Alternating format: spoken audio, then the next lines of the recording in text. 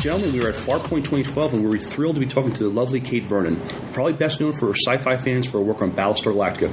Ms. Vernon, welcome, and thank you for taking time to talk with us on the Sci-Fi Diner podcast. Thank you. Glad to be here. We're delighted to be with you. So, can you tell us how you got the part of Ellen Tigh? Yeah, I auditioned for it. I was on vacation at the cottage in Muskoka, Canada, and I got a call from my agent saying there's this part and they want you to audition for it. So I had to drive all the way. I thought I would do that. Yeah, Mm-hmm. I'll do this. I'll drive 3 hours back into town, put myself on tape, drive that tape to a FedEx place, and send it off. And I really, when I read the audition sides, I had no idea what a Kylon or a Cylon was. I was saying, I wasn't familiar with, I knew about the original show. Mm-hmm. Lauren Green was a really good friend of the family. Oh, cool. My dad's. And, but I didn't know, it was just, wasn't on my periphery, wasn't familiar with the language. There was this word frack, or are you saying frake, or I'm not sure what. It must be frack, because there'd be an E on the end if it was frake, and what is frake? It must be, So it was like sort of out of my element, but I loved the role of Ellen Tigh. And she was delicious, she was dangerous, she was manipulative, she was seductive. She was very unpredictable, and I thought, I'm going to have some fun with this. So I auditioned for it and drove back up to the cottage. And 2 or 3 days later, I don't even remember, I got a call late at night, Toronto time. It was like at 9:30, which is 7:30 Vancouver time, from my agent there saying, you got the job. I'm like, what job? And I was so confused because this audition originally came through my Toronto agent, so now my Vancouver agent's calling. So he did Battlestar Galactica. And I'm like, really? Great. He goes, yeah, but the thing is they want you there tomorrow. And I'm like, you know what? All right, no. And I really put my foot down. I said, no, I have a daughter. I'm in the boondocks out in Ontario. I have to organize some things. I'll be there in 2 days. And he was like, are you sure you want to say that? And I said, listen, there's nothing to lose here. It's like, this is my life. Sure. I can't just get yanked like this.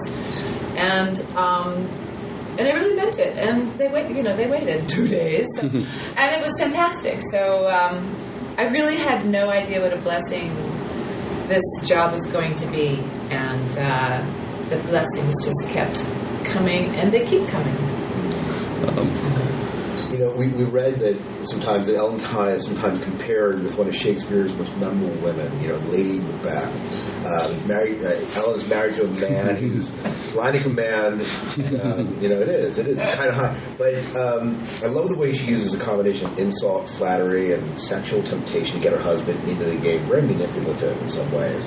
In all ways. Did the writers kind of have that in mind when they were writing for Ellen Tigh, or is this kind of? You kind of mentioned that she's kind of a wild card, and I love that. I don't think they knew what kind of wild card they had until I got on the set, in the scene, the dinner table scene, and that's where Eddie, who was directing that episode, allowed me to plant my seeds. And I didn't know where I was going to go with this woman. It was all happening literally in the moment. The beautiful discovery of that character, her entire foundation is in that scene. Because she's unpredictable, she's manipulative, she's dangerous, she's lying, she's telling the truth, she adores her husband. She's very cagey. She's working the table underneath. She's in control of everything. And so that came from Eddie pushing the producers out of the room because they were looking at their clock and tapping it, and giving me the time to discover the ways of this woman, which it opened the door for the writers to do anything. And that's when they, I think, got their aha moment of, wow, Ellen walks into a room and nobody knows what's going to happen, and everybody's kind of like, uh-oh, and they created so much potential for me, and I've been told by them that whenever Ellen came into the storyline, they were like little kids going, ooh, what can we do with Ellen this show? It's going to be fun now. Yeah. So it's safe to say it was kind of like a clean slate before you went in, and I mean, they didn't really know who she was until you sort of... Well, they knew that she was the woman behind Colonel Tigh. Right. They knew that they wanted a strong woman behind Colonel Tigh to move him to the top of his game. But they didn't know how that was going to be achieved, really. Like, I filled it out. Cool. They outlined that, and then I filled it out. Awesome. To the best of my ability. You did a phenomenal job. I mean, I watched the show from beginning to end. So, yeah. Thanks. Now, I remember after your character was killed off, there was a huge outcry on the internet. Did that surprise you about the fans' feelings towards you and your character? Totally.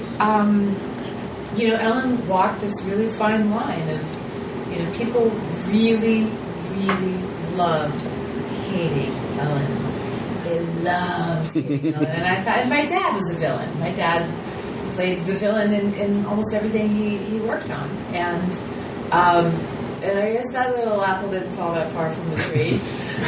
Because now I get to play these villainesses. And the thing is that you can't just play a villain straight out. I mean, my backstory with Colonel Tigh, Saul, was that I was deeply in love with him, and I was in competition with Adama. I was in competition with the ship. I was in competition with all these things, and I'm like low person on the totem pole in this marriage, and all I want was him. But he's busy. He's doing. He's like his commitments belong to other things. And it drove her crazy. She had nothing to do on the ship other than look fabulous, drink, and get in trouble. And like I said, there was no therapist on the ship, so she figured out how to stir things up just to get his attention. A little immature, but that was the best she could do. But what was the question? Well, just the outcry of when your character was killed off. Yeah, so people really, I was the antagonist and dangerous because people also, they were attracted to, they want to mess around with Ellen, but they don't want to die. They don't want to get hurt. The cost is really high, so there's that fantasy of going towards something which is really bad for you and really dangerous for you. So she had that element. And then when I died, the feedback was tremendous, because then people were so confused, because then they hated loving me. Then it was like they had all these feelings for me. They realized that I'd risked my life for Saul, and then he had to kill him with an incredible act of courage I did for him, and here's my payoff, I get bumped, and these incredible feelings of people now having to love me, but they hated loving me because they loved hating me. And I thought, wow, I've done my job. I don't know how I did it. But they bring you back season 4 as a resurrected Ellen. Yes. How did you play her differently being resurrected? Or did you? The through line was the writing was different as well for my character. And the through line was that now I'm grounded, I know who I am, and I want to be with my husband. Now I get to be with my husband. Now we are fully realized, downloaded, full-on Cylon beings. We know who we are, and we finally get to be together. And that rooting and that groundedness is how I played it. She was just rock solid. Of course, there was that little hiccup with 6 and my husband. Right. Expecting that. We got through that. Well, what I liked, when you were resurrected, the conflict, when you come out of the pool and you're just Ellen, but then not even like 5 seconds later, you're Ellen plus your past life, and just you're Ellen plus. I mean, Ellen if she was dangerous before, she's 100 times more dangerous now. Ellen on steroids. Yeah. Yeah. Mark Rose here. I am at Farpoint 2012 with a very gorgeous Kate Vernon. How are you? I'm stellar. You are stellar. How are you? Stunning and stellar.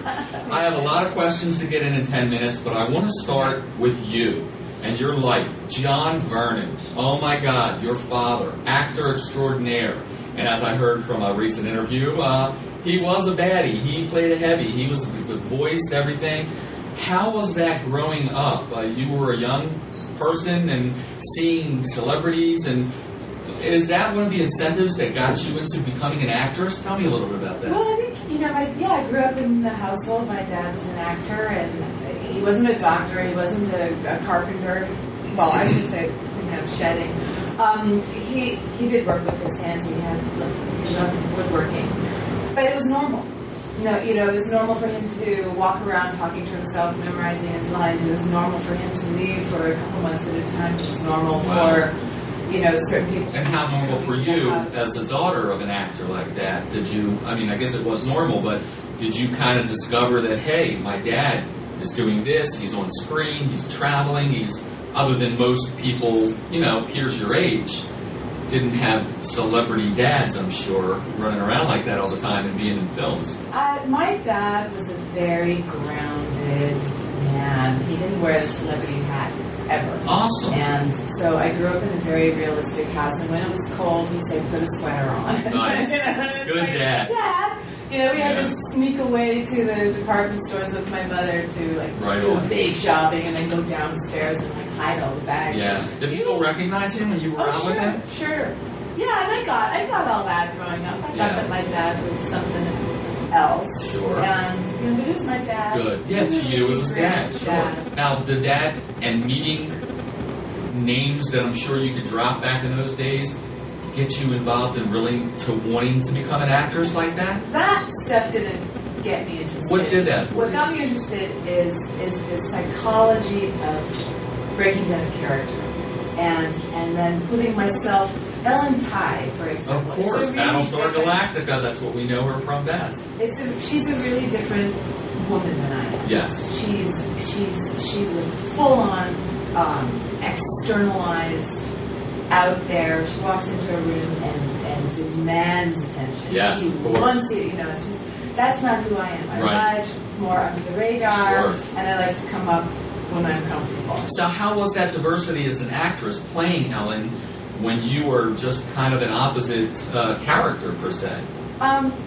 It was really scary. There are definitely parts of Ellen that were really challenging for me to fill, and it's thrilling. It's really thrilling to be able to play. Acting is like a big sandbox for adults, and you just get to play in there. And as long as you're within the confines of your characters, the boundaries of the circumstances, and you're acting truthfully, and it's safe, you do your homework and you get in there and you're free. Yeah. And my job is to leave it in the sandbox. Sure. Go and take a shower. And you're you live again. my life. Right, exactly. You're Kate again. For being on the set of Battlestar Galactica, do you have any really, and I know you get this all the time, but fun, humorous, any really wild story, maybe something that no one's heard before, we will hear it here first, that you can share with us a little bit? I wish, I just have to do this and think about stories for you guys, because I just had great experiences. I just had great experiences. I worked mostly with Hogan and Eddie, and working with Hogan was like being with the biggest kid in the sandbox, and I, you never know what you're going to get with him. And for instance, like the kind of like the core of our debauched kind of relationship was discovered at that dinner table scene. My first scene, when after I go boo to Adama, and I just wanted to crack that man's face. Sure. I punched him as hard as I could with this boo, and he kind of did that. Uh-oh. But then he says, well, I think that's it for tonight. And I felt like a little girl that got busted and turned to Hogan, and we giggled. We had this, because I had just met Hogan that day. Oh, wow. And I've met everybody that day. Yeah. This was I got launched that day. And we giggled like two little kids. And that, between us two, Sure. Oh, yeah. We're getting sensible now. Yeah. You know, that's like the core of their sort of spirit. That's awesome. As characters. Yeah. In naughtiness. Of course. And we were really naughty. That's fun, though. I mean, you had all that run. I interviewed Edward James almost, and quite a few others from the cast. And is there anything of your character of Ellen that you would have wanted to change, or maybe? I mean, of course, you're going to go with the script. You're going to do your job. But in reflection, retrospect, what would you have brought into her a little more? I would have liked to have had more time. Really, people didn't. What I really didn't like was people just seeing the linear shell of Ellen and calling her a bitch. Right, you know, it's like I'm doing everything I can here to create a multi-dimensional character. And I wanted people to know how much she really loved her husband, and that's why she did all these crazy things. I just wanted a little bit more of that, and I didn't get it. You know, they really kept me mysterious or whatever. Sure. And then that paid off in the end with the reveal of the fifth. Right. But yeah, I would have liked to deepen into my character. When I did come back as the fifth, it was like, finally. Right on. Fantastic. Well, my God. I mean, you've done that. You've done so many other acting roles. I loved you in Voyager as Valerie Archer. That was wonderful. You just were fantastic in that. Is there any particular role that you really enjoyed playing? Ellen. Really? Ellen. Good. Ellen's the bomb. Ellen is the bomb. I mean, look at what I got to play. Oh, of course. I mean, there was no holds bar. She didn't answer to anybody. Exactly. And I got to do what I wanted with her. Nice. Now, are you a fan, or have you ever been a fan of any sci-fi, horror, genre, a film, television? I wasn't a sci-fi fan before this, and this has really opened my eyes. And the thing that I loved about Battlestar was that it wasn't classic sci-fi. It's a relationship drama that takes place in space, right? And it's character driven, so circumstantially driven, and everybody can relate to it, and that's I need to come from something like that. But then now my eyes have been open to the wonderful fantasy movies and TV shows and more sci-fi. That's fantastic. So it's been good. Now your fan base, I mean, you come out, you do a lot of conventions. I saw on the internet. Not a lot. How many? Because I've seen you at some really big shows. When did you start doing shows? I don't know, 4 years ago. Okay. Not. I really haven't done a lot. Okay. I'd like to do more. That would be good. You heard it here. Get her out there. We'll promote it for sure. No, I'd love to do more. I haven't done the East Coast yet. Okay. At all. Right. So you're here first East Coast. So yeah. I'm here. Good. So I'm a little jet lagged. I've just flown in from England. Real. So I guess I am on the East Coast. It still looks wonderful, and I think it is the East Coast. Yeah. East Coast. Baltimore is. Good to know. Couple last questions. I know. Yes? You're here. I am. This is Baltimore. I'm everywhere. We love you wherever you go. Thank You've you. got fans.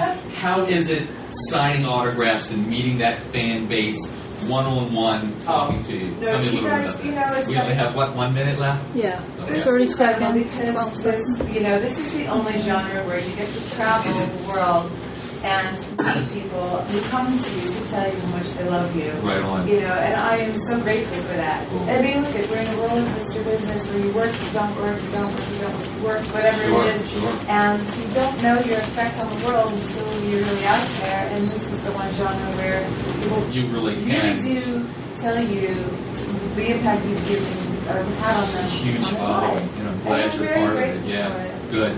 Any projects you'd like to talk about? Anything that's coming up in your professional career that you'd like to get out there that I can write about? Well, it's Without having to kill me.